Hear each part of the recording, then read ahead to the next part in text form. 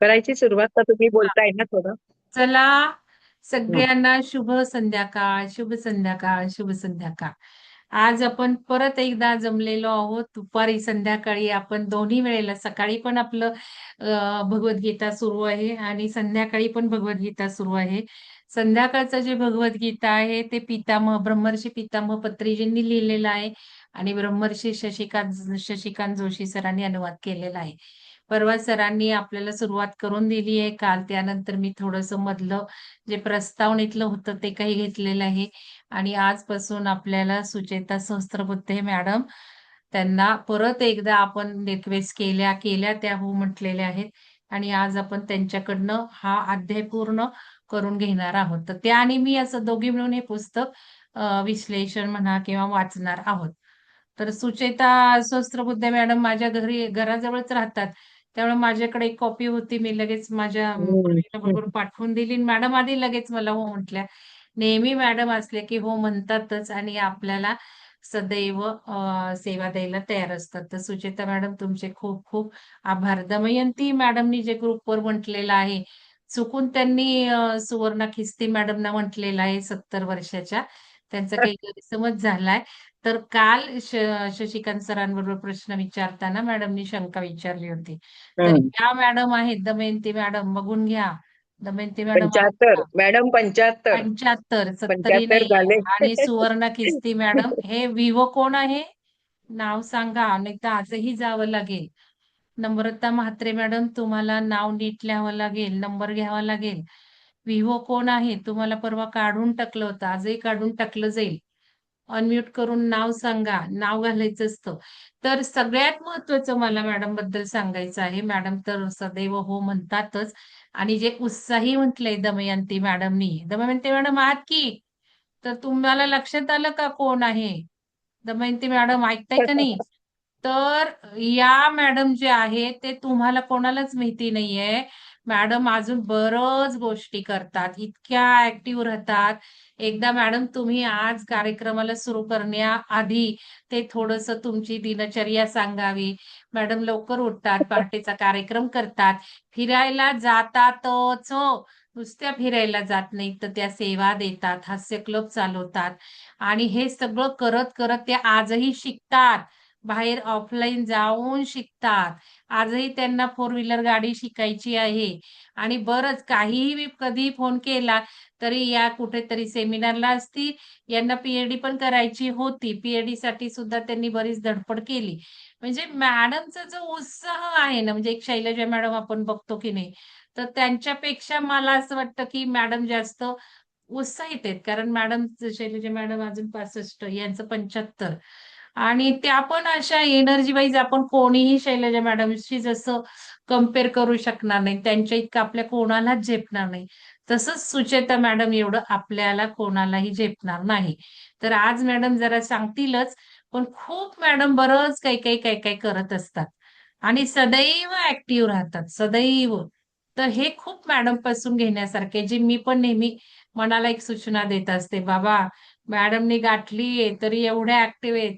आपलं आत्ताशी एवढं आहे तरी आपल्याला हे नको वाटतं, ते नको वाटतं, असं वाटतं. तर ठीक आहे. तर धन्यवाद सुचेता मॅडम तुमचे आणि तुम्ही थोडंसं हे सगळं सांगा आणि मग भगवद्गीता सुरू करा.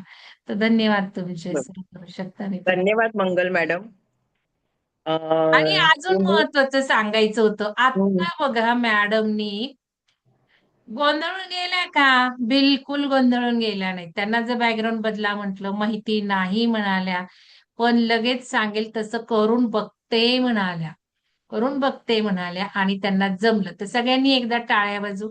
कारण आपल्याला काय होतं, तुम्ही काय आणि मी काय, आपल्याला असं होतं, आपण जर गोंधळून गेलो ना, की आता बाई कसं करू? आता मला हे माहिती नाहीये. माहिती असेल तर काही वाटत नाही. पण आता मला हे माहिती नाही, हे मी कसं करू? असं गोंधळून गेलं की कधीही जमणार नाही. ते धीराने म्हटलं ना आपण, थांबा करून बघते, तर किती स्टेबल राहून त्यांनी केलं आणि त्यांना ते जमलं सुद्धा. तर हे पण आपण एकमेकांपासून छोट्या छोट्या गोष्टी शिकल्या पाहिजेत, कौतुक केलं पाहिजे. आणि अजून मॅडम एक, काल प्रश्नाचं ध्यानातल्या एकाही कोणी उत्तर दिलं नाही.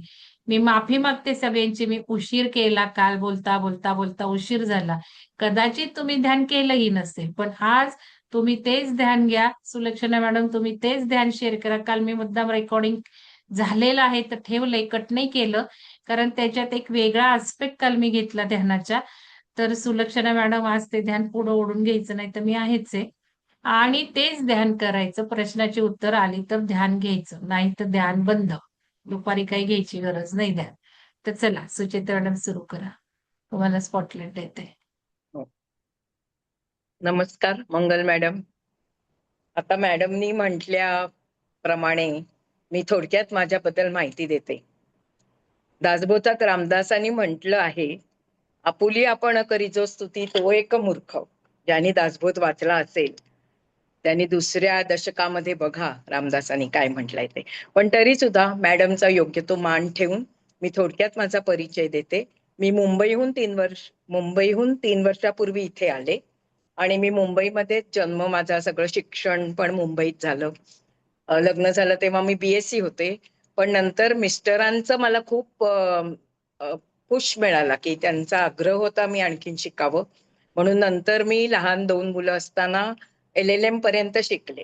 आणि मी ठरवलं होतं की जर आपण फेल झालो तर सोडायचं हे शिक्षण. पण ईश्वराच्या मनात वेगळंच होतं. उत्तम मार्कांनी दरवेळेस मी पास झाले, LLM झाले. मुलं लहान असल्यामुळे मला कोर्टात काही प्रॅक्टिस करायला जमलं नाही, कारण घरात कोणी नव्हतं मुलांकडे बघायला. पण मग मला लॉ कॉलेजमध्ये नोकरी मिळाली. नंतर सोमयामध्ये नोकरी करून 35 वर्ष कॉमर्सला मी लॉ शिकवायची आणि मग तिथून रिटायर झाले.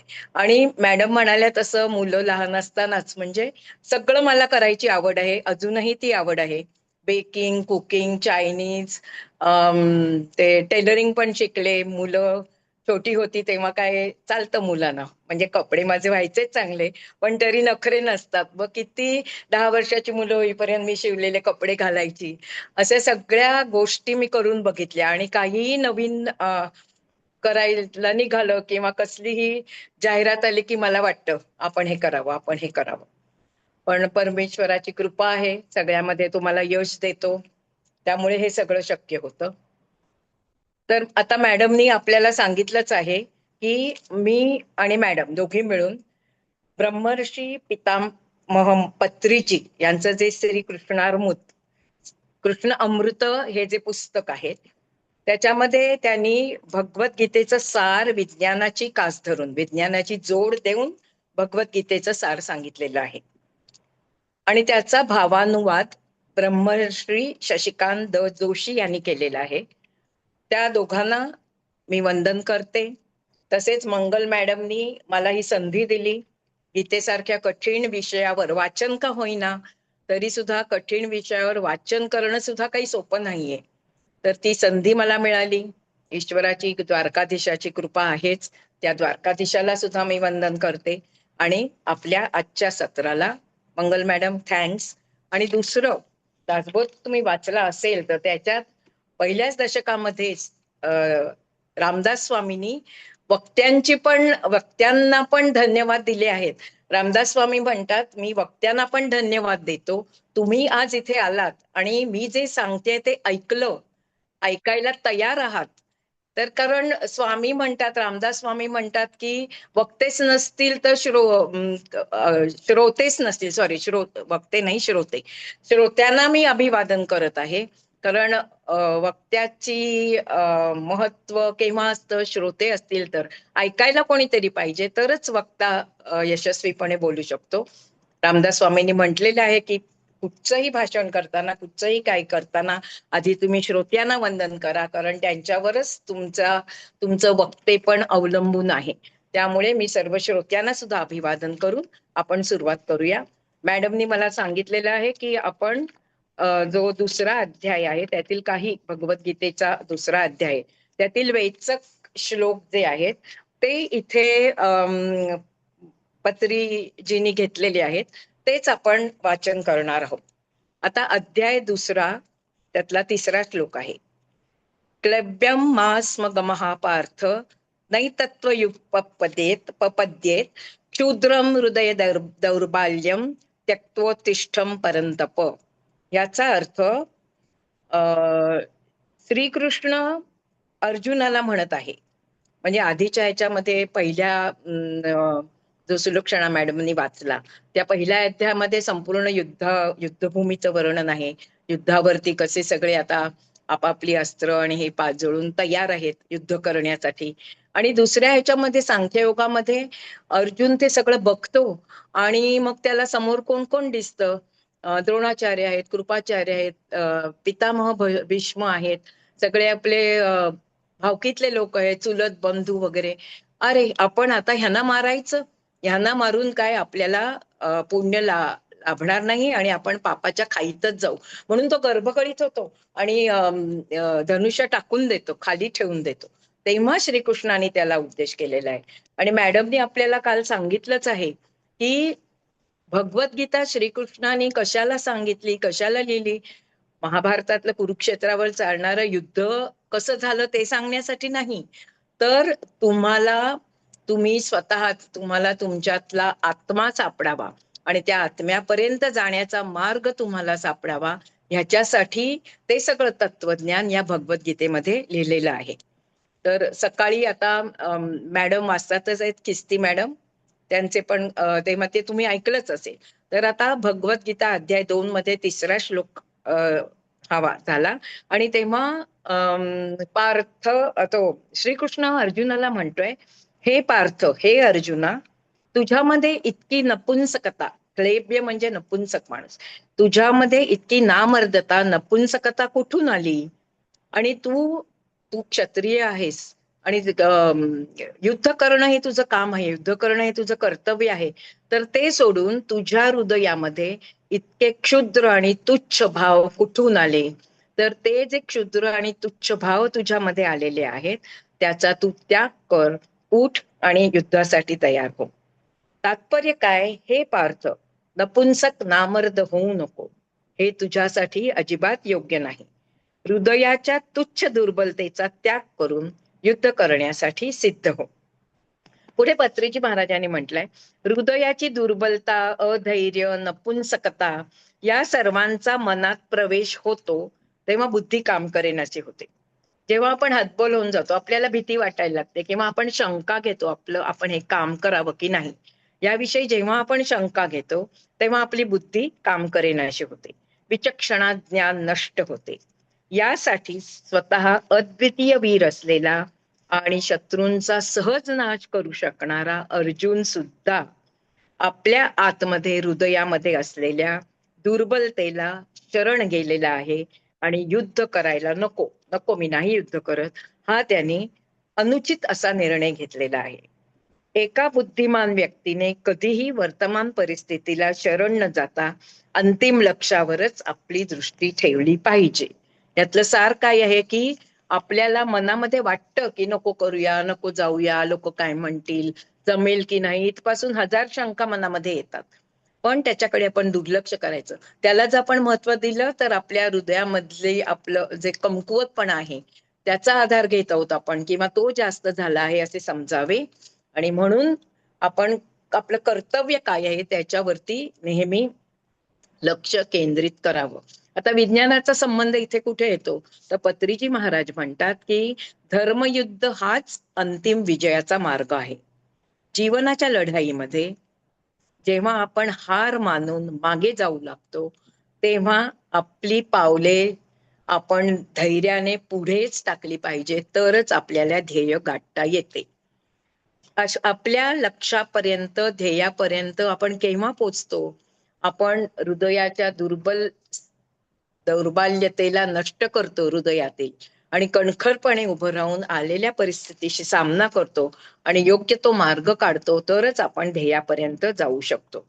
अशाच प्रकारे ध्यान योग साधनेमध्ये येणाऱ्या विघ्नांना, आता आपण ध्यान सुरू केलेलं आहे, योग साधना सुरू केलेली आहे, विघ्न येतात, नाही असं नाही. कोण मैत्रिणी म्हणतात, हे काय हे काय करतेस तू? कोण घरी असतात की हे कसलं ध्यान लावून बसलाय, चला आता स्वयंपाक करा किंवा उठा, हे काहीतरी नवीन खूळ कोणी भरवलं, असं भरपूर लोक बोलणारे असतात. पण त्याच्यामध्ये आपलं हृदय दुर्बल होऊ द्यायचं नाही, कारण आपलं कर्तव्य काय आहे त्याच्यावरती फक्त आपण लक्ष ठेवायचं. ध्यान योग साधनेत येणाऱ्या विघ्नांना प्रत्येक ध्यान साधकाने धैर्यपूर्वक सामोरे जायला हवे. निराशा निस्पृहतेच्या अधीन न होता अंतःकरणामध्ये जो शत्रू आहे त्या अंतःशत्रू असलेल्या अरिष्ट वर्गांशी अंतर्युद्ध करायला हवे. आपले अंतिम लक्ष काय आहे? आत्मानुभूती. जन्मराहित्य म्हणजे जन्म आणि मृत्यूच्या फेऱ्यातून सुटका करणं हे आपलं साध्य आहे. तर ते आपण प्राप्त करण्यासाठी कितीही संकटे आली तरी सुद्धा आपण कर्तव्य न विसरता, दुबळेपणाला साथ न देता आपण त्याच्यासाठी पुढे पुढे जायला हवे. हे दुसऱ्या अध्यायातील 3ऱ्या श्लोकात श्रीकृष्णाने अर्जुनाला सांगितलंय. आता पुढचा बघा, 11वा श्लोक आहे. अशोच्यानन्मत शोचस्व प्रज्ञावादाश्च भाषसे गतासुन गतासुश्रम नानो शोचंती पंडिताः. काय म्हणतो श्रीकृष्ण? तू शोक करत आहेस. एवढेच नाही तर प्रज्ञावादान म्हणजे अत्यंत ज्ञानी असल्यासारखा मात्र स्वतःला हे करत आहेस की मी केवढा हुशार, मला सगळं समजतं. असं का म्हणालेलं आहे भगवंत अर्जुनाला? कारण तो म्हणतो की इथे एवढे सगळे, हे सगळे माझे नातेवाईक आहेत, नातेवाईकांना मारणं योग्य नाही. माझे गुरु आहेत, द्रोणाचार्य कृपाचार्य आहेत, भीष्म पितामह आहेत, त्यांना कसं मी त्यांच्याशी युद्ध कसं करणार, त्यांना कसं मारणार? माझे चुलत भाऊ आहेत. तर हे काही याला धरून नाही, शास्त्राला धरून होणार नाही, तर मी काही हे युद्ध करणार नाही. आता श्रीकृष्ण म्हणतो तू एवढा मोठा अगदी पंडितासारखा ज्ञान सांगतोयस की हे करणं योग्य नाही, ते करणं योग्य नाही, पण तू करतोयस काय? तर स्वतःचं कर्तव्य विसरतोयस आणि कर्तव्याच्या पाठपुरावा करायचं सोडून, कर्तव्याची कास धरायची सोडून तू हृदयामध्ये जे तुझ्या दौर्बल्य आहे त्यांनी आता जास्त ते पुढे आलेले आहे आणि त्याला शरण जाऊन तू हा निर्णय घेत आहेस. तर पुढे श्रीकृष्ण म्हणतात, ज्यांच्यासाठी युद्ध करायला, दुःख करायला नको ते सगळे आता तू तर म्हणतोयस की हे सगळे आपले आहेत. मग आपले आहेत ते मध्ये समोर का आहेत? आपले आहेत मग ते लढतायत का तुझ्याशी? म्हणजे ते आपले नाहीत. ज्यांच्यासाठी दुःख तू अजिबात करत कामा नये अशांसाठी तू उगाच दुःखी होतोयस आणि वर मोठा ज्ञानी आणि पंडित असण्याचा आव आणतोयस. जे खरे पंडित असतात, जे खरे ज्ञानी असतात, ते कधीही सजीवांबाबत, जन्म म्हणजे जी माणसं आजूबाजूला आहेत त्यांच्या बाबत किंवा मृत किंवा मरण पावलेल्या जीवांबद्दल थोडे सुद्धा दुःख कधीही करत नाही. आता खरे ज्ञानी असतात म्हणजे ज्यांना आत्मज्ञान झालेलं असतं ते सर्वजण कधीही सजीवांबद्दल किंवा मृत मरण पावलेल्यांबद्दल कसलंही दुःख करत नाहीत. फक्त आपलं कर्म जे आहे त्याच्यावर लक्ष ठेवतात आणि कर्माची कास धरून कर्म करायला उद्युक्त होतात. आता त्याचं विवरण असं दिलंय, जो प्रज्ञावान आहे, पंडित आहे, तो म्हणजे प्रज्ञा असं म्हटलंय. प्रज्ञा आणि शोक या दोन्ही गोष्टी विरुद्ध आहेत. जो प्रज्ञावान आहे, पंडित आहे, ज्याला आत्मज्ञान झालेलं आहे, तो कशाचाही शोक करत नाही. संसारात प्रत्येकाचा मृत्यू होतच असतो, सगळ्यांना माहिती आहे. आज आपण आलेलो आहोत पण आपला मृत्यू अटळ आहे आणि जो मरणार आहे त्याच्यासाठी किंवा जो जिवंत आहे त्याच्यासाठी कोणासाठीही शोक करू नये. हे ज्याला आत्मज्ञान झालेलं आहे त्याला समजलेलं असतं, म्हणून तोच खरा पंडित होय आणि तो पंडित कधीही शोक करत नाही. पंडित कोणत्याही परिस्थितीत शोक करत नाही. जी जी साधना करायची ती सर्व तो करत राहतो. चेहऱ्यावर विषादाची छाया सुद्धा नसते. नेहमीच आनंदी आनंदात असतो. आपल्या संतांची सगळी तुम्हाला चरित्र माहितीच असतील. गोरा कुंभाराचं माहित आहे की पांडुरंगाचं नाव घेता घेता स्वतःचं बाळ तो तुडवतो माती हे करता करता, पण चेहऱ्यावर काही नाही, विषाद नाही, गेल्याचं दुःख नाही, असल्याचा आनंद नाही. स्थितप्रज्ञ अवस्था ह्याच या सांख्ययोगामध्ये स्थितप्रज्ञ कसा दिसतो, स्थितप्रज्ञ कसा ओळखावा हेही म्हटलेलं आहे.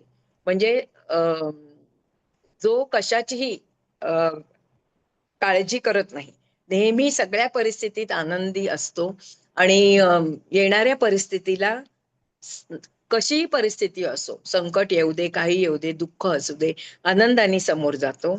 आनंदाचे डोही, आनंद तरंग ही स्थिती जो अनुभव असतो तो खरा ज्ञानी होय. आणि अर्जुना, तू एका बाजूला आपले बंधू गुरु युद्धात मारले जाते असा विचार करून दुःखी होत आहेस, आणि दुसरीकडे रक्तपात कशाला करायचा, आणि वर असं म्हणत आहेस की नातेवाईकांना मारण्यापेक्षा मी भीक मागून जीवन जगेन. अशा मोठ्या मोठ्या उगाच बाता मारत आहेस ज्ञानी असल्यासारखा. अर्थात याचा अर्थ एका बाजूला एक सर्वसाधारण व सामान्य माणसासारखा रडत बसलेला आहेस, आणि दुसऱ्या बाजूला मात्र प्रकांड पंडित असण्यासारखा आणून मोठ्या मोठ्या मोठं मोठं तत्वज्ञान सांगत आहेस. पण मग तसं केलंस तू तर परिस्थिती येताच रडणारा सामान्य माणूस तू आता झालेला आहेस. कोणत्याही परिस्थितीत न रडणारा आत्मज्ञानी असा जो ज्ञानी माणूस आहे तसा तू आहेस, हे तू विसरू नकोस आणि युद्धासाठी तयार हो. आता अध्याय दुसऱ्यामधल्या 12वा श्लोक बघा. न त्वेवाहं जातु नासं न तत्त्वेने मे जनाधिपाः न चैवं न भविष्यामः सर्वे वयमतः परम. म्हणजे याच्यामध्ये असं म्हटलेलं आहे की मी कोणत्याही काळी नव्हतो असे नाही. मी म्हणजे इथे आत्मा. मी जातू कोणत्या वेळी, न असं नव्हतो. मी पूर्वीही नव्हतो, मी उद्याही नसणार आहे. म्हणजे मी असं जे तुझ्या मनात आहे असं नव्हता तू, एवम नव्हता, तू नव्हताच आणि तू कोणत्याही वेळी नव्हताच. ये जनाधिपा, जनाधिपा राजे लोक, लोकांचा अधिपती राजा जो आहे तो, ते राजे लोकांचं आसन नव्हते असे नाही. अशी ही गोष्ट नाहीये की काल तो राजा होता आज तो राजा नाहीये, अशी ही गोष्ट नाहीये. इथे आत्म्याचं वर्णन केलेलं आहे की आत्मा उद्याही जन्म घेणार नाहीये आणि पूर्वी तो होता आणि आता नाहीये असं नाहीये.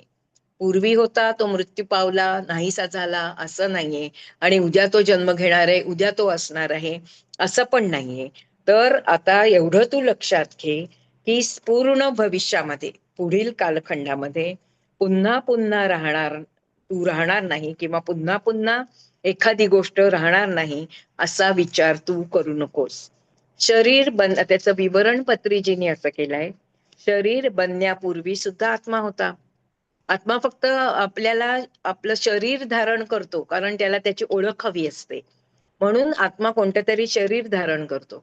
पण ते शरीर घेण्याच्या आधी सुद्धा तो असतोच, तेव्हा सुद्धा तो होता.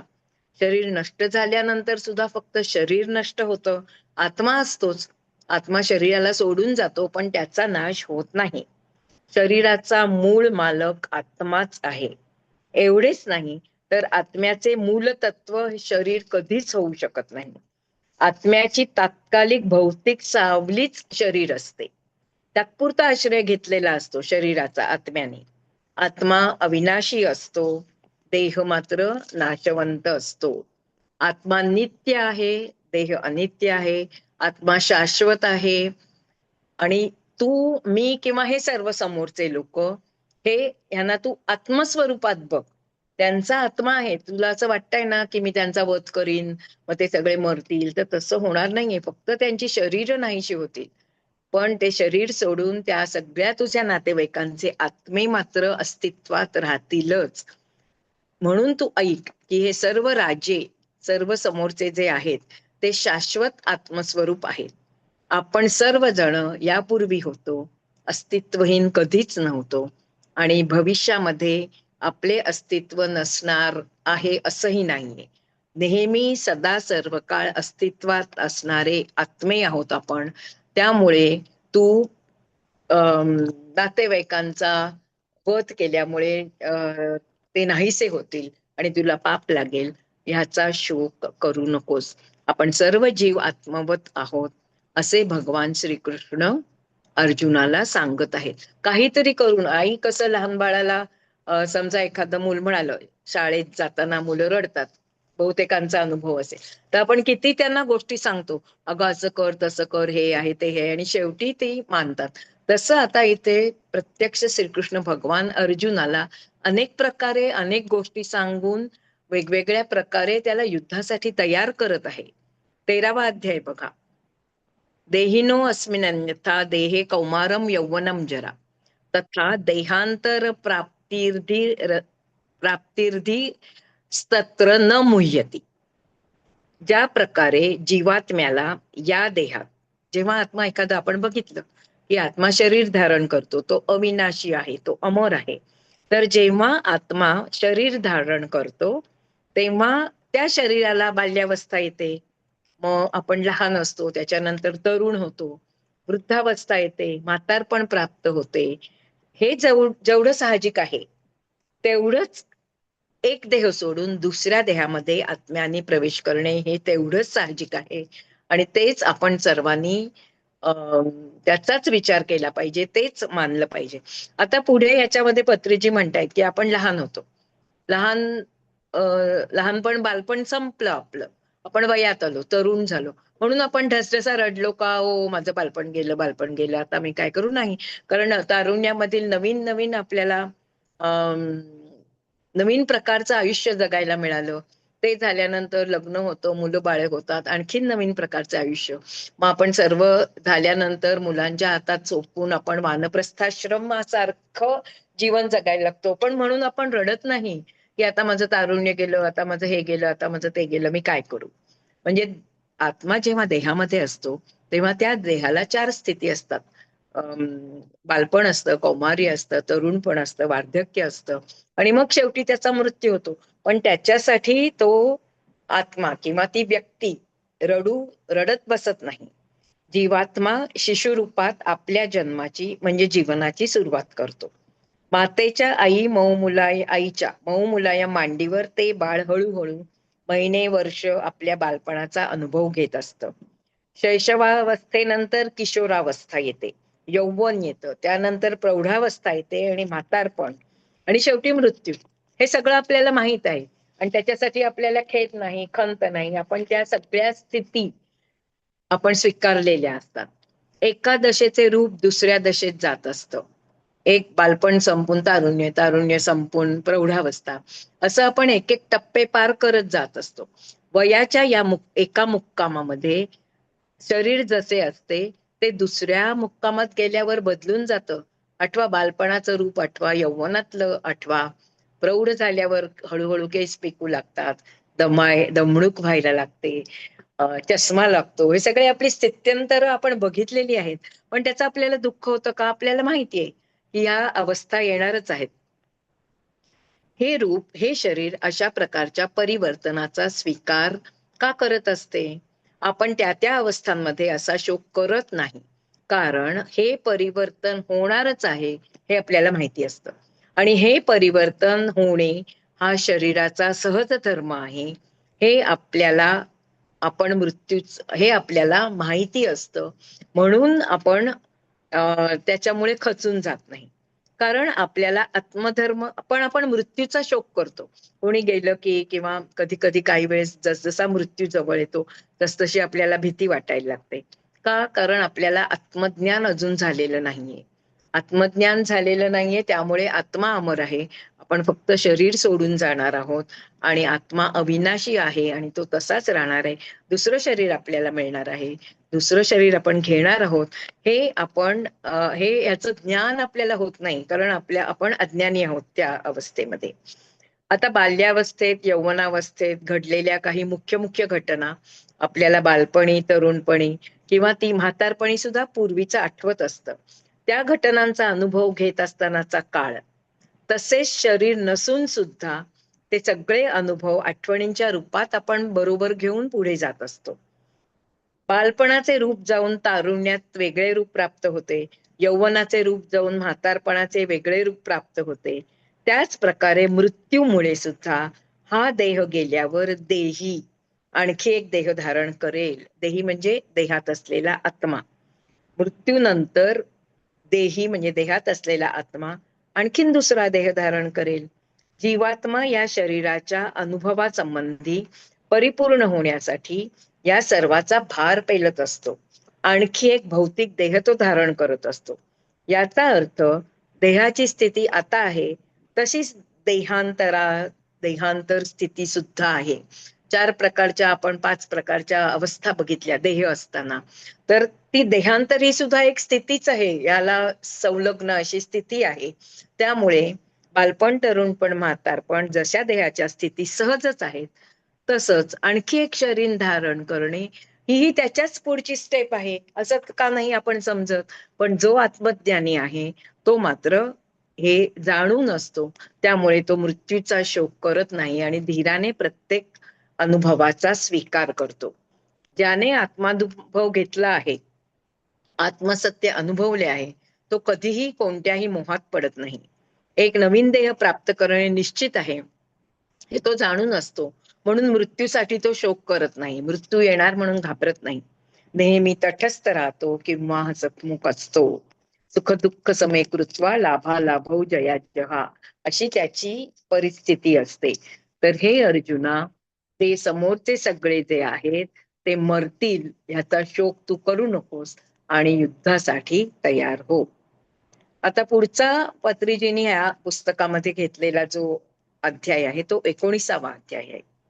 य एनं वेत्ती हंतारम यश्चैन मन्यते हतम उभौ तौ न विजानीतो नायम हंती न हन्यते. जो या आत्म्याला मारणे योग्य समजतो, त्याच प्रकारे या आत्म्याला मेलेला आहे असंही तो मानतो. म्हणजे ज्याच्या मनामध्ये आहे की आत्मा काही अमर नाहीये, आत्मा मारू शकतो, आत्म्याला आपण म्हणजे म्हणून तू दुःख करतोयस असं तो अर्जुनाला सांगतो. तुला ही भीती वाटतेय की हे सगळे गेले की गेले, त्यामुळे तू हे असं सगळं विचार करतोयस.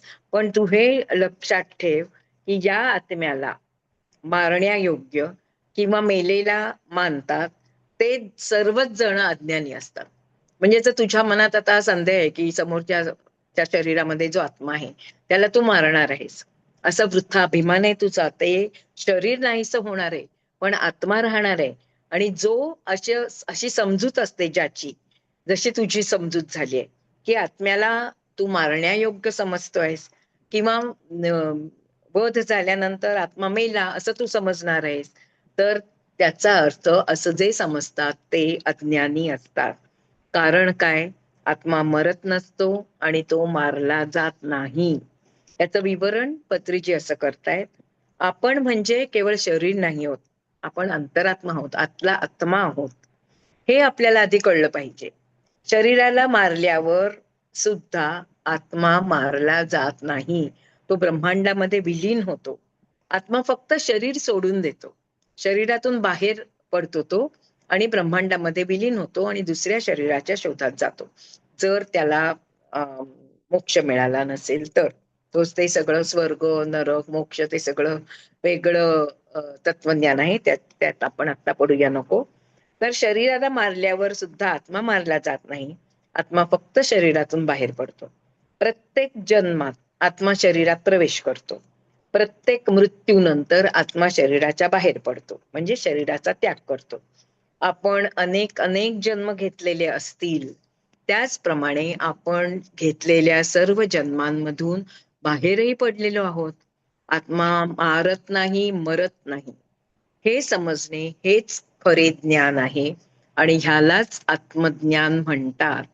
म्हणजे आत्मा अमर आहे, तो अविनाशी आहे, तो पूर्वीही होता, आता आहे आणि तो उद्याही राहणार आहे.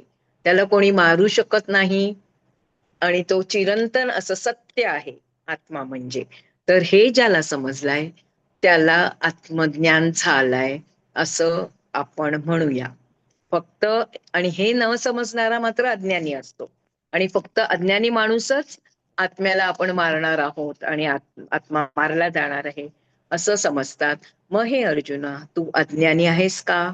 कारण तू असं समजत आहेस, तर मला तर बाबा तू अज्ञानीच वाटत आहेस.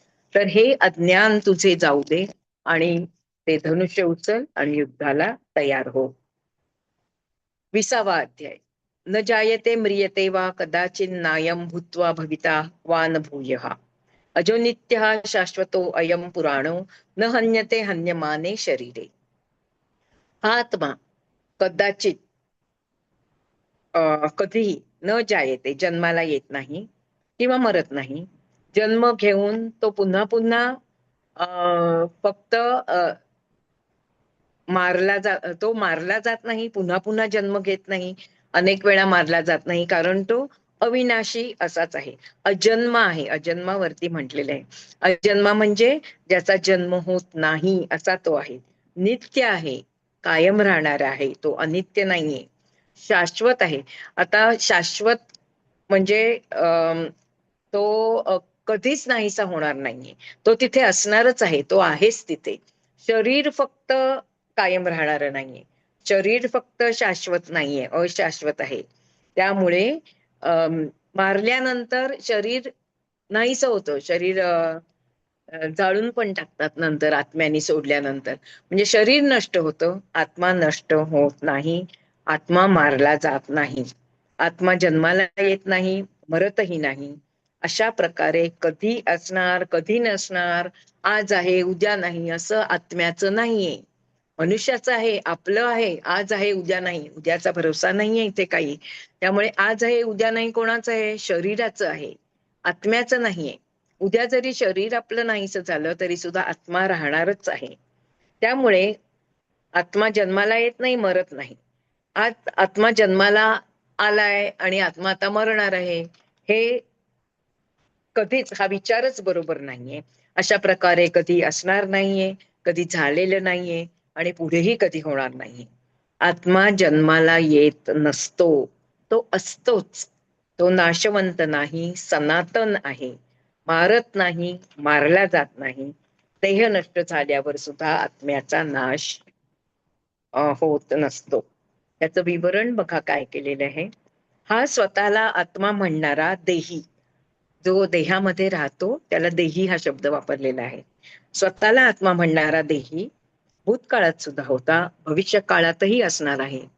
याने कधीही जन्म घेतला नाही, तो कधीही मरणार नाहीये, तो नित्य शाश्वत सनातन आहे. आपण सर्व सनातन नित्य शाश्वत असे आत्मे आहोत. आपलं शरीर, फक्त आपण शरीर सोडणार आहोत, पण आपला आत्मा मात्र, आपण कारण आत्मेच आहोत त्यामुळे आपल्याला मरण नाहीये. हे नाक, हे तोंड, हे डोळे, हे पाय, हे हात म्हणजे आपण नाही आहोत. तर आपण म्हणजे कोण आहोत? आपल्या हृदयामध्ये वास करणारा परमेश्वर, ब्रह्मांडाचा जो अंश आहे, अहम ब्रह्मास्मी, ते आपण आहोत. हे जे मौलिक ज्ञान आहे, ते ज्याला प्राप्त झाले, नुसतं प्राप्त होऊन नाही, आता आपल्याला हे कळलंय, पण ते आपल्या रोमारोमात भिनलं पाहिजे, त्याचा आपण स्वीकार केला पाहिजे. आणि जेव्हा आपण त्याचा स्वीकार करू, तेव्हाच आपल्याला आत्मज्ञान प्राप्त झाले असं म्हणता येईल. आणि श्रीकृष्ण भगवान यांच्याद्वारे प्रसारित करत आहेत की हे सर्व तुम्ही स्वानुभवाने जाणून घ्या, आत्मतत्वातच तुम्ही राहा. आपली सांसारिक कर्तव्य मात्र पार पाडायला पाहिजेत. आता आपली सगळ्यांची लग्न झालेली आहेत, आपल्याला अनेक घरची कर्तव्य आहेत, ती सोडून द्या असं कोणीही म्हणत नाही. रामदास स्वामीही म्हणालेले नाहीयेत कधी. त्यामुळे संसारात राहून सुद्धा तुम्ही परमार्थ साधू शकता. संसारात राहून आपली कर्तव्य कशी आपण पार पाडतो, तसं हे अर्जुना तुझं हे कर्तव्यच आहे. तू क्षत्रिय आहेस आणि युद्ध करणं हाच तुझा स्थायी भाव आहे आणि त्याच्यासाठी तुझा जन्म आहे, हेच तुझे कर्तव्य आहे. त्याचं विस्मरण कधीही होऊ नकोस आणि सतत आत्म्याच्या स्वरूपाचे स्मरण तू हृदयामध्ये ठेव आणि त्याचंच मनन सतत करत राहा. पुढचा अध्याय बघा, 22वा. तो तर सर्वांना माहिती आहे. मांसांसी जीर्णानी यथा विहाय नवानी गृहांती नरोपराणी तथा शरीराणी विहाय जीर्णा नन्यांनी संयत्ती नवानी देही. ज्याप्रमाणे मनुष्य फाटके जुने झालेले कपडे बदलून दुसरे कपडे धारण करतो, त्याचप्रमाणे आत्मा जीर्ण जुने झालेले शरीर टाकून देऊन दुसरे शरीर धारण करतो, आहे त्या शरीराचा त्याग करतो आणि दुसऱ्या शरीरामध्ये तो शिरतो. फाटलेले कपडे माणूस टाकून देऊन नवे कपडे घालतो, त्याप्रमाणे आपले निरुपयोगी शरीर सोडून देऊन त्याचा त्याग करून आत्मा नवीन देहामध्ये प्रवेश करत असतो. तर विवरण असं दिलंय, श्री वेदव्यासजींनी या भौतिक शरीराची तुलना आपल्या नवीन कपड्यांशी केलेली आहे. माणूस फाटलेले जुने कपडे काढून टाकून देतो बाहेर फेकतो आणि नवीन कपडे धारण करतो. शरीराचे सुद्धा त्याच प्रकारे आहे. वय झाल्यानंतर आपला देह गलित गात्र होतो. एक एक अवयव काम करेनासे होतात. म्हणजे जणू काही जुन्या जीर्ण फाटलेल्या कपड्यांप्रमाणे आपल्या शरीराची अवस्था होते. तर आत्मा काय करतो? मग तो आत्मा त्या शरीराचा त्याग करतो आणि नवीन देह धारण करतो. हा देह म्हणजे एक वस्त्र आहे. आपण एक देह धारण करणारे आहोत, देहधारी आहोत. म्हणजे कोण? आत्मा. देही आहोत आपण. आपण देह नाही आहोत. आपली चुकीची समजूत असते की आपणच देह आहोत. पण तसं नाहीये, आपण देही आहोत. देहात राहणारा आत्मा आहोत आपण. मृत्यू अर्थातच जुने झालेले भौतिक शरीर सोडून देणे, नव्या तेजोमय आत्म्याबरोबर विहार करणे, त्यानंतर एका आणखी उपयुक्त शरीरात जन्म घेणे, हे या भौतिक शरीराचे तत्व सर्वांना माहितीये. आपल्या सर्वांना हे तत्वज्ञान माहितीये. पण सूक्ष्म शरीराचे तत्व, आत्मपदार्थाचे तत्व फक्त योगीच जाणत असतात. देहात असल्यावर आत्मपदार्थाला, आत्मपदार्थ म्हणजे देहात असलेला जो आत्मा आहे. नचिकेताची गोष्ट आपण उपनिषदात वाचलेली आहे. मनुष्य मरण पावल्यानंतर काहीतरी शिल्लक राहते. ते काय आहे ते तू मला सांग. नचिकेताची खात्री आहे की मनुष्य मरतो तरी सुद्धा काहीतरी असतं. ते काय आहे ते तू मला सांग. हे तो यमाच्या मागे लागून लागून ते आत्मज्ञान प्राप्त करून घेतो. तर देहातून बाहेर आल्यावरती त्या देहीचा विदेही होतो. विदेही का? आता त्याला देह नाहीये, म्हणून त्या आत्म्याला विदेही म्हणतात. आत्मा जोपर्यंत शरीरात असतो तोपर्यंत त्याला देही म्हणतात. देहातून बाहेर आल्यावर विदेही असे आत्म्याला म्हणतात. मनाशी जोडलेले असताना, संकल्प विकल्पांशी जोडलेले असताना, मी, माझे, मला ह्या तत्वांमध्ये अडकून राहिल्यावर, चांगल्या आणि वाईट यांच्याशी जोडून जखडून राहिल्यावर, याच आत्म्याला जीवात्मा असे म्हणतात. जो जगत आहे तो जीव, आपल्या शरीरात असलेल्या प्राण, जीव, त्याला जीवात्मा म्हणतात. कारण का? तो सर्व शरीर धारण करून तो सर्व पंचेंद्रियांच्या साहाय्याने सर्व उपभोग घेत आहे. मग तो जीवात्मा झाला. या जीवात्म्याला जेव्हा चांगले आणि वाईट ही भावना नष्ट होते, हे चांगले आहे, मला हे करायचंय, मला ते करायचंय, मला हे आणायचंय, सुख दुःख समे कृत्वा लाभालाभो जया जहा, अपयश आलं तरी दुःख नाही, अं, खूप यश आलं म्हणून चढून गेलेला नाही, असा जो आहे. किंवा मला हे पाहिजे ते पाहिजे नाही, नाही मिळालं, नाही मिळालं तरी त्याचा आनंद नाही, नाही मिळाल्याचं दुःख नाही, असं जेव्हा या जीवात्म्याला कळतं आणि त्या जीवात्म्याला जेव्हा चांगलं वाईट ही भावना नष्ट होईल, जेव्हा तू मी ही भावना जाईल, अहंकार नष्ट होईल, नाहीसा होईल, तेव्हा त्या प्रकारच्या आत्म्याला विमुक्तात्मा असं म्हटलं जाईल. आता भगवान श्रीकृष्ण अर्जुनाला तत्वज्ञानच सांगतायत. युद्धाचा इथे संबंध नाहीये.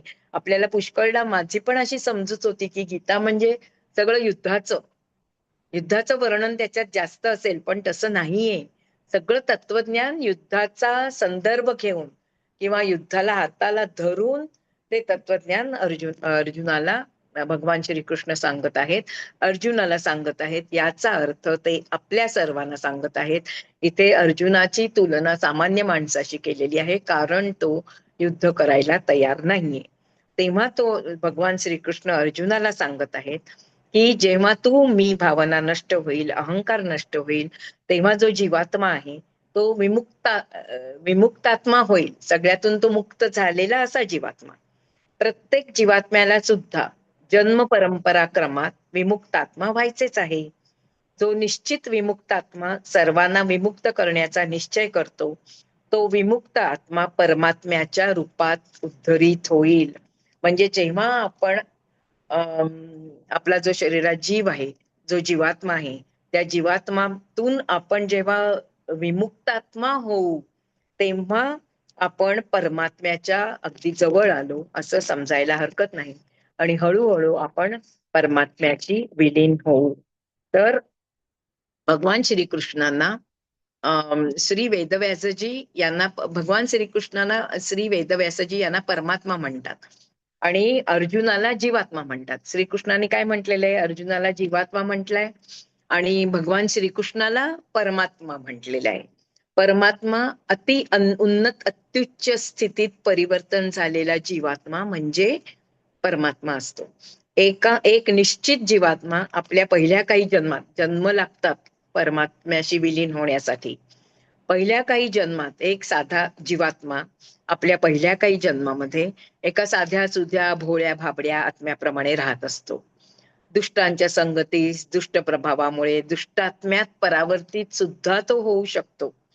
सज्जनांच्या संगतीमुळे तो परोपकार परायणता अशा सेवाभावाने शुभात्मा सुद्धा होऊ शकतो. म्हणजे तिथे चॉईस असतो, तुम्हाला दुष्टांच्या संगतीत राहून दुष्टात्मा व्हायचाय का चांगल्या संगतीत राहून तुम्हाला शुभात्मा व्हायचाय. तत्वचिंतन केल्यावर ज्ञान साधनेद्वारे आध्यात्मिक विकास प्राप्त करता शेवटी आपण विमुक्तात्माच्या रूपामध्ये जातो. आता विमुक्तात्मा लोककल्याणासाठी परमात्मा होतो. तो जो विमुक्तात्मा आहे तो लोककल्याण करायला लागतो, सर्वांची सेवा करायला लागतो, मदत करायला लागतो सर्वांना, स्वतःचा स्वार्थ सोडून देतो, अहंकार सोडून देतो. मग हळूहळू त्याचं रूपांतर परमात्म्यात होतं. परमात्म्याच्या रूपात परिणित झाल्याशिवाय म्हणजे त्याचं स्थित्यंतर झाल्याशिवाय ह्या जीवात्म्याला पूर्ण विकास प्राप्त होऊ शकत नाही. आणि परमात्म्यामध्ये विलीन होण्यासाठी किंवा जीवात्म्याचा परमात्मा होण्यासाठी, पूर्ण विकास होण्यासाठी आपण पुन्हा पुन्हा जन्म घेत राहतो. आणि पुन्हा पुन्हा जन्म घेणं अनिवार्य आहे, घ्यायलाच लागतो. पुनरपि जननम पुनरपि मरणम पुनरपि जननी उदरे शयनम. म्हणजे काय, पुन्हा पुन्हा जन्म घ्यायचा, पुन्हा मरायचं, एक शरीर सोडायचं, दुसरं शरीर धारण करण्यासाठी त्या मातेच्या उदरामध्ये 9 महिने गर्भाशयात पाण्यात डोळे मिटलेले मुटकुळं अंगाचं अशा स्थितीत. म्हणून म्हणतात ना सगळ्यात गर्भयातना कठीण आहेत. 9 महिने असं पडून राहायचं मुटकुळं होऊन. ही नळी असते, त्याच्यातून आपल्याला माता जे खाईल पिईल ते मिळणार. मातेने काही खाल्लं पिल्लं नाही तर आपल्याला काही नाही मिळणार. तर अशा परिस्थितीमध्ये 9 महिने मुटकुळं म्हणून पडून राहणं हे सर्व गर्भवासाचे सुद्धा कठीण असे प्रसंग, तो कठीण प्रसंग असतो. त्यातल्या यातना सोसून बाहेर आपण आलेलो असतो. तर ह्या सर्वांमध्ये आपल्याला परमात्म्याचं रूप धारण करण्यासाठी असे अनेक जन्म घ्यावे लागतात. अर्जुना, हे तू लक्षात ठेव. आणि ह्याचे ज्ञान ज्याला झालेलं आहे तोच खरा आत्मज्ञानी किंवा योगी समजावा. आता 23व्या याच्यामध्ये काय म्हटलंय बघा. नैनम छिन्नन्ति शस्त्राणि नैनम दहति पावकः. पुन्हा आत्म्याचंच वर्णन आहे, हे आपल्याला माहिती आहे.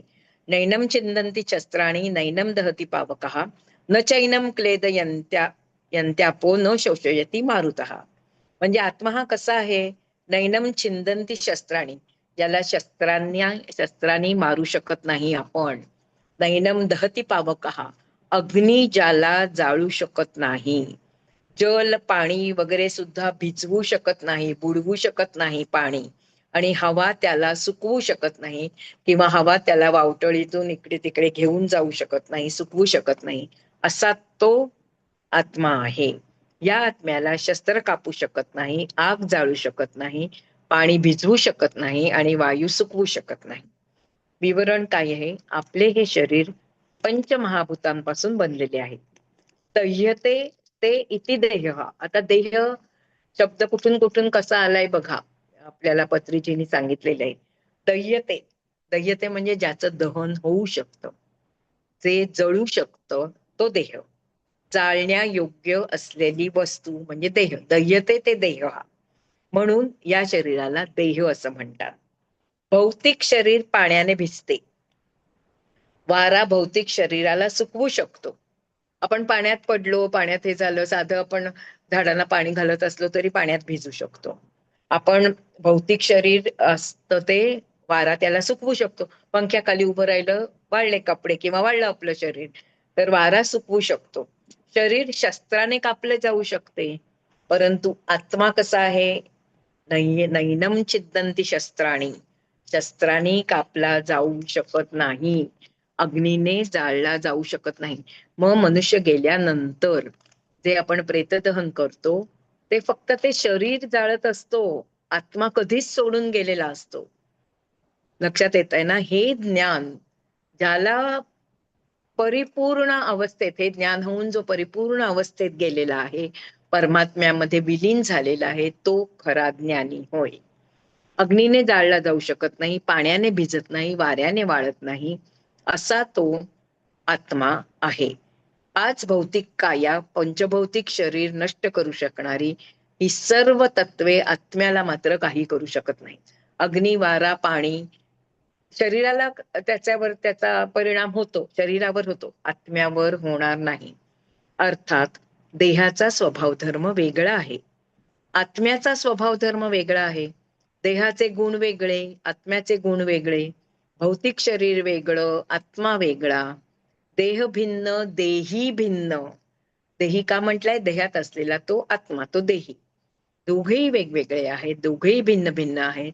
युद्ध करून हे अर्जुना तू फक्त देह नष्ट करणार आहेस, त्यांचा आत्मा तसाच राहणार आहेस, म्हणून तू शोक मानू नकोस. एक नाशवंत आहे, शरीर नाशवंत आहे, अनित्य आहे. आत्मा नित्य आहे, अविनाशी आहे. शरीर जन्माला येते, मरण पावते, आत्मा जन्मत नाही, आत्मा मरण पावत नाही, अपरिवर्तित आहे, नित्य आहे आणि सर्वकडे व्यापून राहिलेला आहे. तुमचा आत्मा, माझा आत्मा, सगळीकडे परमात्मा जो आहे, म्हणजे ब्रह्मांडामध्ये जे परमात्म्याचे ज्याला आपण म्हणतो, त्या परमात्म्याचे छोटे छोटे अंश म्हणजे आपल्या शरीरातले देही आहेत, आत्मे आहेत. त्यामुळे तो सर्वत्र व्यापून राहिलेला आहे, सत्य आहे. या सगळ्याची माहिती करून घ्यायची असेल तर ध्यान करावे लागेल. दररोज ध्यानाचा अभ्यास करावा लागेल. दररोज सकाळी श्रीकृष्णांनी सुद्धा सांगितलेलं आहे गीतेमध्ये, दररोज ध्यान करा आणि आत्मज्ञान प्राप्त करून घ्या. दररोज सकाळी, दुपारी, संध्याकाळी, रात्री केव्हाही दोन्ही डोळे बंद करावे लागतीलच लागतील, डोळे मिटून बसावेच लागेल, श्वासावर ध्यान ठेवायला हवे, चित्तवृत्तींचा निरोध करायला हवा. तेव्हाच आपल्याला कळून येईल की आपण शरीर नाही आहोत, आपण आत्मा आहोत. तर हे अर्जुना, हे तू जाणून घे. आणि युद्धामध्ये किती जण मरणार आहेत याचा विचार करू नकोस. ती फक्त शरीर नष्ट होणार आहेत, त्यांचे आत्मे, आपले आत्मे, तुझा आत्मा, माझा आत्मा, हे सगळे जसेच्या तसेच राहणार आहेत. 27वा श्लोक बघा. जातस्यहि ध्रुवो मृत्युर्ध्रुव जन्म मृतस्य च तस्मात् अपरिहार्थेन त्वं शोचितुम् अर्हसि. जन्म घेणाऱ्याला मृत्यू अटळ आहे आणि मेलेल्याला जन्म अटळ आहे. त्यासाठी जे टाळता येणं शक्य नाही, जे आपण टाळू शकत नाही, त्याचा तू वृथा शोक करत बसू नकोस. जन्म घेणाऱ्याला मृत्यू निश्चित आहे, अटळ आहे. मरण पावलेल्याचे जन्म घेणे निश्चित आहे. कोणत्याही प्रकारे हे टाळता येणार नाही. याबद्दल तू शोक करणे किंवा दुःख करणे योग्य नाही, उचित नाही. महाभारतात यक्षाने आपल्या यक्ष प्रश्नांमध्ये, हे यक्ष प्रश्न सुद्धा छान आहेत, तुम्ही युट्यूबवर मिळालं तर जरूर ऐका. धनश्री लेले सांगते, ते इतकं सुंदर सांगते. तर यक्षाने आपल्या यक्ष प्रश्नांमध्ये युधिष्ठिराला, धर्मराजाला असा प्रश्न विचारला. मॅडमने हे सांगितलंच आहे काल का परवा मला वाटतं. या जगात सर्वात आश्चर्य असणारी बाब कोणती आहे? सर्वात आश्चर्य कुठचं? ना ताजमहाल, ना ते एफेल टॉवर पॅरिसचा, ना ती न्यूयॉर्क मधली बिल्डिंग. सर्वात आश्चर्य हे आहे, आजूबाजूला सर्वजण मरत असताना पाहून सुद्धा मी मरणार नाहीये असा विचार मनुष्याच्या मनात येतो. किंवा असं म्हणण्याच्या ऐवजी मी मरणार हे सगळ्यांना माहित असतं, आजूबाजूला सर्वांना मरताना पाहून सुद्धा मी उद्या मरणार आहे किंवा माझा मृत्यू जवळ आलेला आहे, माझ्या आसपास मृत्यू भटकत आहे, हे माणसाला कळून येत नाही. केव्हा मृत्यू येणार आहे हे समजत नाही. ही सर्वात आश्चर्यकारक गोष्ट आहे. आणि जणू काही आपल्याला मृत्यू येणारच नाहीये अशा तऱ्हेने तो जगत असतो. अशा तऱ्हेने तो बंगले बांधतो, गाड्या घेतो, मुलांसाठी काय काय घेऊन ठेवतो, दागदागिने घेतो, हे घे ते घे ते घे करतो. आपल्याला माहिती आहे, मलाही माहिती आहे की आपण कधी ना कधी मरणार आहोत. तरी सुद्धा सेल लागला, जा साड्यांचा सेल बघायला, काय पर्सेस कुठे स्वस्तात मिळतायत जा. म्हणजे हे जे आहे ते जोपर्यंत सुटत नाही, मला तर वाटतं मला भरपूरच जन्म घ्यायला लागतील परमात्म्याशी विलीन व्हायला. तर आपल्या आजूबाजूचे सर्व लोक मरत आहेत हे पाहून सुद्धा मी मरणार नाही असा विचार मनुष्य करत असतो. ही सगळ्यात आश्चर्यकारक गोष्ट आहे. धर्मराज म्हणाले, आपण दररोज गर्भातील शिशूच्या रूपात, लहान बाळाच्या रूपात, बाल्यावस्थेतही अकाली मृत्यू येणारे बघतो. काही काही बाळ बघा, कधी अबॉर्शन होतो किंवा 1-2 वर्षाची बाळं काही अचानक हे होऊन काहीतरी रोग होऊन किंवा अचानकपणे अकस्मात मृत्यू पावतात, तेही आपण बघत असतो. तरुण प्रौढावस्थेत म्हातारं झाल्यावर तर आपल्या मनाची पुष्कळ तयारी झालेली असते की आता आपण मरणार आहोत. तरुण माणसाला मात्र वाटत नाही. आता मी स्वतः लॉ शिकलेली आहे. सगळ्यांना आम्ही सांगत असतो, तुम्ही नोकरीला लागला, तुमचं एक थोडस काहीतरी संचय झाला, नावावर फ्लॅट झाला, की विल करायचं सगळ्यांनी. कारण तुम्ही कधी मरणार हे कोणी सांगू शकत नाही. एकही तरुण माणूस विल करत नाही. उगाच असं वाटतं की विल केलं म्हणजे आपण मरणार. तसं काही नसतं. म्हातारं झाल्यावर 75-80 झाल्यावर मग विल करायचा विचार करतात. का? आधी तुम्हाला मृत्यू येऊ शकत नाही. तुम्हाला अगदी खात्री आहे तुमची की तुम्ही इतके वर्ष जगणार आहात. हे आश्चर्य आहे. एवढे सर्व आपण पाहत असून सुद्धा आपल्या दारात किंवा आपल्या दाराजवळ मृत्यू एवढ्यात येणार नाही अशा भ्रमात आपण जे राहत असतो ते आश्चर्य आहे. एक आई आपल्या नुकत्याच गोष्ट दिली छोटीशी. नुकत्याच मरण पावलेल्या मुलाचे प्रेत गौतम बुद्धासमोर ठेवून त्या मुलाला जिवंत करावे अशी प्रार्थना करते. गौतम बुद्ध त्या स्त्रीला सांगतात, ज्या घरात कधीही मृत्यू झालेला नाही अशा घरातून मोहरीचे 4 दाणे घेऊन ये, मग मी तुझ्या मुलाला जिवंत करतो. हे ऐकून बस एवढंच आहे. धावत धावत ती आई जाते आणि गावात प्रत्येकाकडे विचारते की तुमच्या घरात मृत्यू झालाय का, नसेल ना झाला. असं एकही घर सापडत नाही की ज्या घरामध्ये मृत्यू झालेला नाही. म्हणजे घरात म्हणजे प्रत्यक्ष घर बघायचं नाही, नातेवाईकात आजोबा पणजोबा आई वडील म्हणजे त्या कुटुंबामध्ये कोणाचाही मृत्यू झालेला नाही असं घर सापडत नाही. ती निराश होऊन परत येते. पण तेव्हा तिला कळतं की येणाऱ्याचे येणे जसे असते तसे जाणे सुद्धा निश्चित आहे. येणाऱ्याची खबर आपल्याला लागते. 9 महिने आधी आपल्याला कळतं की अमुक अमुक येणार आहे. जाणाऱ्याचं कळतं का? 9 मिनिटाचा सुद्धा भरवसा देता येत नाही. आज आहे 9 मिनिटांनी नाही असे अनेक गोष्टी घडलेल्या आहेत. म्हणजे जन्म आपल्याला 9 महिने आधी कळू शकतो. मृत्यू नाही. 9 मिनिटं नाही, 9 तास नाही, अजिबात कळत नाही. येणाऱ्याचे जाणे निश्चित आहे. जाणाऱ्याचे येणे सुद्धा अटळ आहे. चक्र जेव्हा फिरत असते तेव्हा खालचा भाग वर, वरचा भाग खाली असा सतत त्या पाळण्यात बसलायत ना सर्कशीच्या तुम्ही. हल्ली सर्कशी पण नसतात, नाही ते पाळणे पण असतात की नाही कोंडणे. तर आपण एकदम कधी कधी वरती जातो आणि मग ते गोल फिरल्यावरती आपण खाली जातो. तर तसंच हे जन्म मरणाचं म्हणजे हे आहे की चक्र जेव्हा फिरत असते खालचा खालून वर जात असतो, पुन्हा वर असलेला खाली जात असतो. भूलोकवासी म्हणजे भूलोकात राहणारे स्वर्गात जात असतात, स्वर्गलोकात राहणारे भूलोकात येत असतात. आत्मे होतेच, देह नाही. या सर्व सहज चक्र भ्रमणाबद्दल रहाट गाडग्यासाठी शोक का बरे करावा? आपण आपल्यासाठी केलेले हे आव्हानात्मक चक्रभ्रमण आहे. लहानपणी आपण शाळेत जातो, पहिल्या इयत्तेतून दुसरीत, दुसरीतून तिसरीत, मग ग्रॅज्युएट होतो, कोण डबल ग्रॅज्युएट होतात. अशा प्रकारे भूलोक पृथ्वी सुद्धा आत्मज्ञानासाठी असलेली पाठशाळा आहे. ही पृथ्वी आपला जन्म आहे तो आत्मज्ञानासाठी. एक एक पायरी आपण पुढे जायची आहे. इथे आपण येतो, काही दिवस राहतो, थोडे बहुत शिकतो, निघून जातो. नवे नवे धडे शिकण्यासाठी, घेण्यासाठी सोयीने युक्त असलेल्या सोयीस्कर अशा वेगवेगळ्या प्रदेशात वेगवेगळ्या लोकांमध्ये आपण पुन्हा पुन्हा जन्म घेतो. आपल्याला हे शिकायचंय, ते शिकायचंय, जपनीज भाषा शिकायची राहिली माझी, जा जपानमध्ये घे जन्म. असं ह्याचा म्हणजे अर्थ आहे. अमुक शिकायचं राहिलं, जा तिकडे जन्म घे, शिकून घे. म्हणजे नवीन नवीन धडे शिकण्यासाठी वेगवेगळ्या ठिकाणी आपण जन्म घेतो. तर येथे यासाठी याबाबत मुक्त होण्याचा विषयच नाही, मुद्दाच नाही. जन्म परंपरेत जन्म घेतल्यावर प्रसन्नता, मृत्यूनंतर मेल्यावर शोक करणे दाखवत असते की आपण सत्य जाणलेले नाही. हाच याचा अर्थ आहे. आपण अजूनही सत्य जाणलेले नाही. आपल्याला सत्य समजलेलेच नाही, कारण आपण मृतांवर शोक करतो आणि बाळ जन्मलं की आनंद व्यक्त करतो. अजूनही आपले अज्ञान नाहीसे झाले नाही, अज्ञान गेलेले नाही. मृत्यू कोणत्याही क्षणी येऊ शकतो.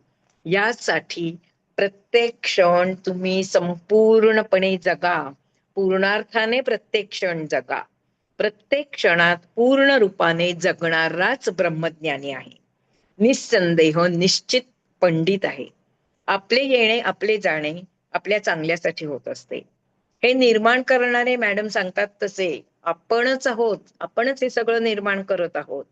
आईने जन्म दिला म्हणून माझे येणे आईच्या हाती आहे. माझे जाणे देवाच्या हाती आहे. हे सर्व वरवर पाहणारं सत्य आहे, पण वास्तविक तसं नसतं. आत्माच शरीर चूज करत असतो. आत्माच केव्हा जन्मायचं, कोणत्या शरीरात केव्हा जायचं हे ठरवत असतो.